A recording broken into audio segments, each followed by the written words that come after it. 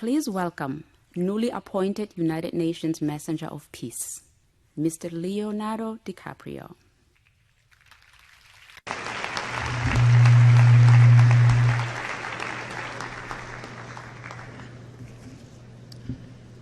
Thank you, Mr. Secretary General, Your Excellencies, ladies and gentlemen, and distinguished guests. I am honored to be here today. I stand before you not as an expert, but as a concerned citizen, one of the 400,000 people who marched in the streets of New York on Sunday, and the billions of others around the world who want to solve our climate crisis. As an actor, I pretend for a living. I play fictitious characters, often solving fictitious problems.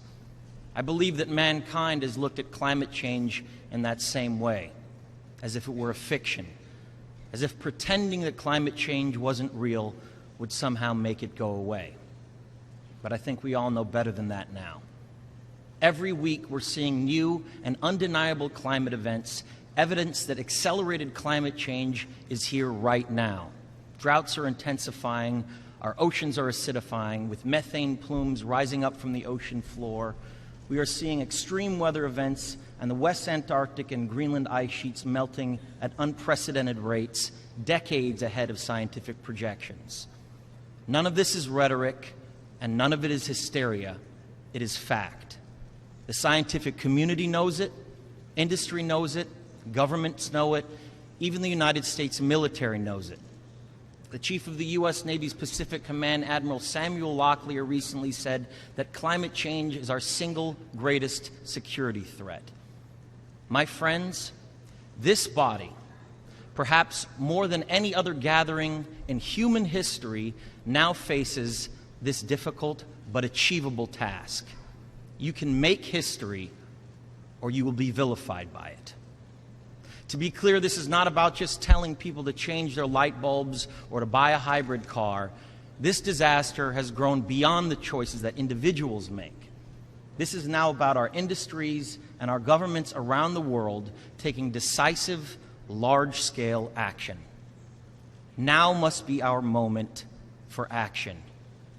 We need to put a price tag on carbon emissions and eliminate government subsidies for oil, coal, and gas companies. We need to end the free ride that industrial polluters have been given in the name of a free market economy. They do not deserve our tax dollars. They deserve our scrutiny, for the economy itself will die if our ecosystems collapse. The good news is that renewable energy is not only achievable, but good economic policy.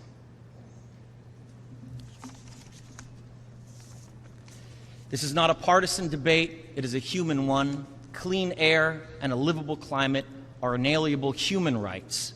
And solving this crisis is not a question of politics, it is a question of our own survival. This is the most urgent of times and the most urgent of messages. Honored delegates, leaders of the world, I pretend for a living, but you do not.